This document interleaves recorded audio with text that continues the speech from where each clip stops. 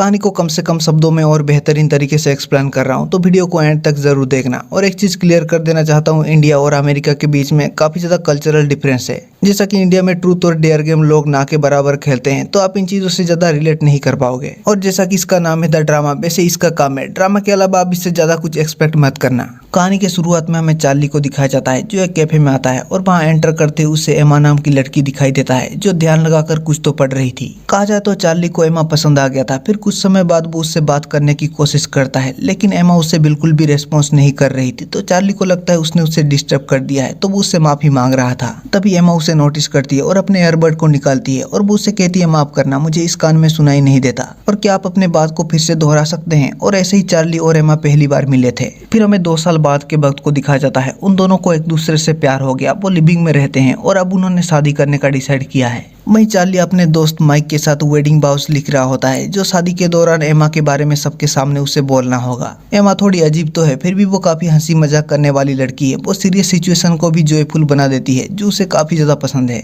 वहीं एमा भी अपने वेडिंग वाउस के बारे में अपने दोस्त रेचल और एलिस के साथ डिस्कस कर रही थी। वो उनके पहले किस के बारे में बताना चाहती थी। चार्ली एक म्यूजियम का डायरेक्टर है। जब रात के वक्त चार्ली उसे म्यूजियम दिखाने ले गया था, एंट्रेंस पर तो उसका कार्ड काम कर गया, लेकिन अंदर उसे एक्सेस नहीं मिला और वो दोनों अंदर ही फंस गए थे। और इसी दौरान चार्ली ने उसे पहली बार किस किया था। और एमा के लाइफ में चार्ली ही वो पहला लड़का है जिससे उससे प्यार हुआ है, और अब वो आगे का पूरा जिंदगी भी उसी के साथ ही बिताना चाहती है। फिर शाम को चार्ली, एमा, माइक और रेचल ये सब डिनर के लिए आए होते हैं। माइक और रेचल ये दोनों कपल भी हैं और उनके दोस्त भी। वो सभी ड्रिंक भी कर रहे थे और इसी दौरान बातों ही बातों में रेचल कहती है क्यों ना वो इस बात का खुलासा करे कि उन्होंने अपने लाइफ में सबसे बुरा काम क्या किया है। पहले तो माइक इसके लिए नहीं मान रहा था, फिर जब रेचल उसे फोर्स करती है तो माइक बताता है जब वो एक लड़की के साथ डेट पर गया हुआ था, उस दौरान एक पागल कुत्ते ने उन पर हमला कर दिया था, तो उसने खुद को बचाने के चलते उस लड़की को शील्ड की तरह इस्तेमाल किया था। फिर रेचल का बारी आता है। वो बताती है जब वो टीनेज थी, उस दौरान पड़ोस का एक बच्चा दूर एक बंद पड़े जगह में चला गया था, तो उसने चुपके से उसका पीछा किया और उसे बाहर से बंद कर दिया। फिर कुछ ही समय में उसके पेरेंट्स ने सर्च पार्टी को बुला लिया। उसे ये बात पता था, फिर भी उसने उनको कुछ भी नहीं बताया और काफी मुश्किल के बाद उन्हें वो बच्चा मिल गया। फिर चार्ली का बारी आता है, तो वो बताता है एक लड़का उसे पसंद नहीं था, तो उसने ऑनलाइन उसे काफी बुरी तरह से बुली किया था और ये बात बाहर आ गया था, तो उन्हें उस जगह को छोड़ना पड़ गया था।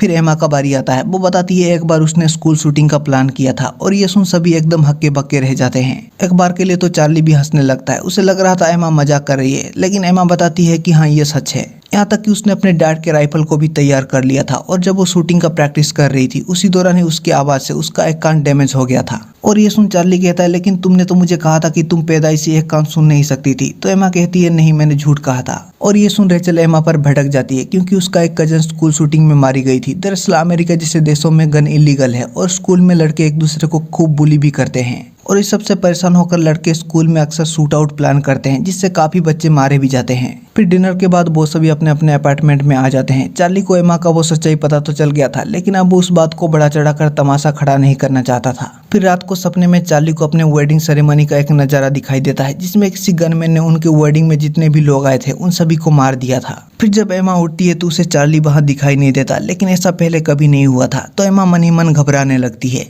कहीं वो माइक के साथ शादी के कैंसिल के बारे में बात तो नहीं कर रहे, या कहीं वो पुलिस को इसके बारे में बताने तो नहीं वाला।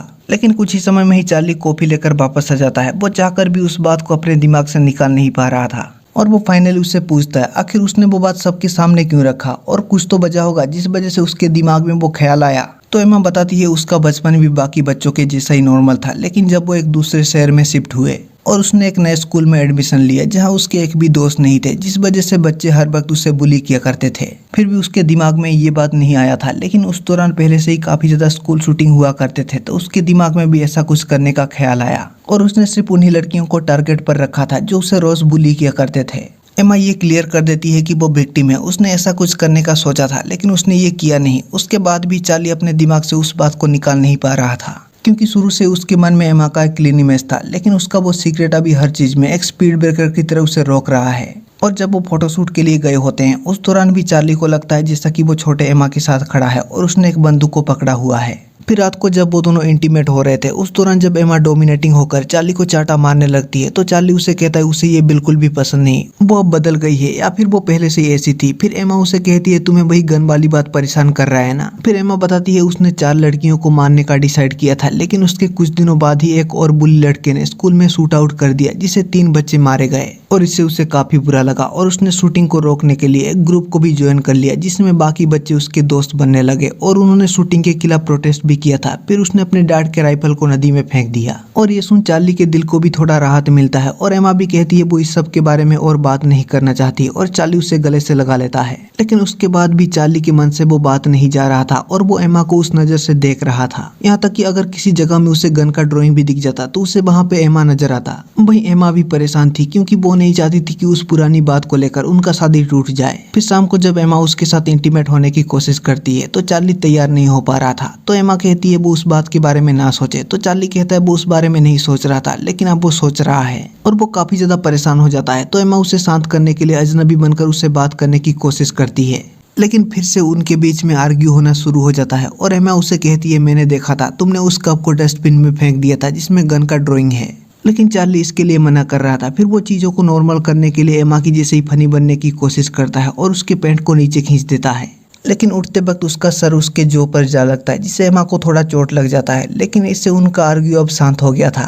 अगले दिन चार्ली ऑफिस में अपने असिस्टेंट लिली को उसके सबसे बुरे काम के बारे में पूछता है तो लिली बताती है उसका बॉयफ्रेंड जो उससे काफी ज्यादा प्यार करता था वो काफी अच्छा आदमी था, लेकिन इंटीमेट के दौरान लिली को उससे वो मजा नहीं आ रहा था जिस वजह से उसने उसे चीट किया और इसका रिग्रेट उसे अभी भी होता है। और जब लिली उसे पूछता है उसने सबसे बुरा काम क्या किया है तो चार्ली उसे पूछता है अगर तुम्हारा बॉयफ्रेंड ने स्कूल शूटिंग का प्लान किया होता तो तुम्हें कैसा लगता।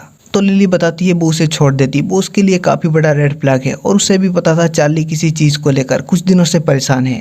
फिर लंच टाइम के दौरान चार्ली परेशान होकर अकेले में रो रहा था तो लिली उसे कंफर्ट करने के लिए वहां पर आती है और वो उसे सांत्वना दे रही थी। तो चार्ली उसे गले से लगा लेता है और अगले ही पल वो उसे किस करने लगता है और एक पल के लिए तो लिली खुद को रोकती है, लेकिन अगले ही पल वो भी उसे किस करने लगती है। चार्ली उसके शर्ट को फाड़ देता है और वो इंटीमेट भी होने वाले थे, लेकिन चार्ली खुद को रोक लेता है। लिली भी उसके हालत को समझती थी क्योंकि कल उसका वेडिंग है, वो खुद को संभालती है और वहां से चली जाती है। फिर अगले दिन उनका वेडिंग सेरेमनी शुरू हो जाता है। चार्ली एमा को वेडिंग रिंग पहनाता है और वो एक दूसरे को किस करते हैं। फिर वो अपने फैमिली मेंबर के साथ फोटोज भी लेते हैं। चार्ली लिली को लेकर थोड़ा अनकंफर्टेबल था और मिया रेचल को लेकर, फिर भी सब कुछ सही जा रहा था। फिर उसका डैड एमा के बारे में काफी कुछ बताता है। वो मिलिट्री में है तो वो एमा के बारे में इमोशनल होकर काफी कुछ बहादुरी भरी बातें बताता है। लेकिन एक दिन उसे पुलिस स्टेशन से एमा को लाना पड़ा क्योंकि उसने वॉलमार्ट में अंडे फेंके थे क्योंकि वो गन बेचते थे और उनके घर से एक गन गायब हो गया था। शायद एमा ने उसे फेंक दिया होगा। जब चार्ली उसे पूछता है कि उन्होंने गन को अपने घर में क्यों छोड़ा था, लेकिन तभी एमा किसी तरह से चार्ली को रोक लेती है।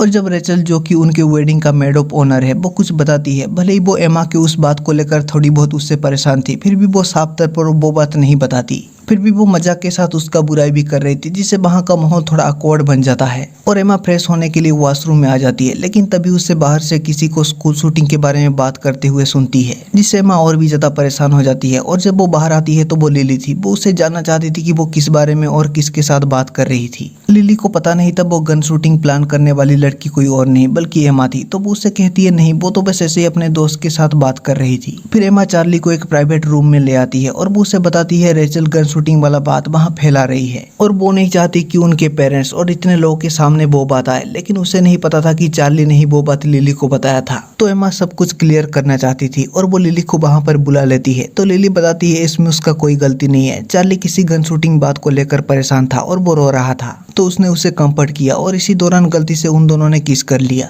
बस इतना ही। और ये सुन एमा को झटका लगता है तो चार्ली उसे सब कुछ समझाने की कोशिश करता है। फिर एमा वापस से आ जाती है तो चार्ली भी वहां पर आ जाता है और कुछ ही समय में ही एमा को अपने वेडिंग भाव कहने का मौका मिलता है। लेकिन वो अंदर से परेशान थी जिस वजह से वो कुछ भी कहने से मना कर देती है, जो कि सच में वियर्ड था। फिर चार्ली एमा और उसके प्यार के बारे में बताने लगता है और सबके सामने वो सब कुछ भी क्लियर कर देता है कि उसने ऐसा कुछ करने का सोचा था और उससे क्या क्या गलती हुआ है। और ये सब बात उन दोनों के पेरेंट्स और उनके रिश्तेदार भी सुन रहे थे तो चीजें और भी ज्यादा खराब होने लगता है क्योंकि सिचुएशन ही ऐसा बन गया है। और चार्ली ने जो वेडिंग वाउस लिखे थे वो एमा को समझाने के लिए वैसा कुछ कह नहीं सकता था। और जब वो उन दोनों के प्यार के बारे में कह रहा है तो वो उनके अच्छे पल और जितने भी बुरे बातें हैं वो सब कुछ सामने ला रहा है। और जब वो लिली के साथ उस एक्सीडेंट के बारे में बताता है तो उसका बॉयफ्रेंड लिली से झगड़ा करने लगता है और चार्ली कहता है अगर एमा ने किसी का मर्डर भी किया होता फिर भी वो उसे इतना प्यार करता है कि वो उसके बावजूद भी वो उसे शादी करता। और इसी दौरान जब वो लिली और उसके बॉयफ्रेंड को शांत होने को कह रहा था तो उसका बॉयफ्रेंड चार्ली पर ही भड़क जाता है और चार्ली पर हमला करके उसे घायल कर देता है,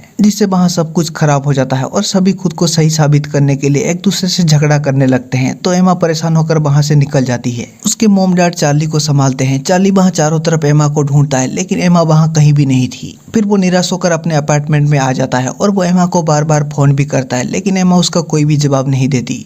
फिर कुछ समय बाद चार्ली उसी कैफे में पहुंचता है जहां वो दोनों पहली बार मिले थे और शॉकिंगली कुछ समय बाद एमा भी वहां पर आ पहुंचती है और वो अनजान की तरह उसे सवाल करती है क्या वो वहां पर बैठ सकती है। तो चार्ली भी इसके लिए हाँ करता है। फिर वो दोनों ही ऐसे ही बात करने लगते हैं मानो जैसे वो दोनों पहली बार एक दूसरे से मिल रहे हों और चार्ली भी इसमें उसका साथ दे रहा था। फिर एमा उससे पूछता है उसे वो चोट कैसे लगा तो चार्ली बताता है कि वो एक बूढ़ी औरत को लूटने से बचा रहा था। तो एमा उसे कहती है लगता है तुम काफी बहादुर हो। फिर वो दोनों ही हाथ मिलाते हैं। भले उनके शादी में काफी ड्रामा हुआ लेकिन अब वो दोनों फिर से अपने जिंदगी का नई शुरुआत करेंगे। और इसी के साथ ये बेहतरीन ड्रामा खत्म हो जाता है। आपको इसका स्टोरी कैसा लगा कमेंट सेक्शन में जरूर बताना and thank you so much.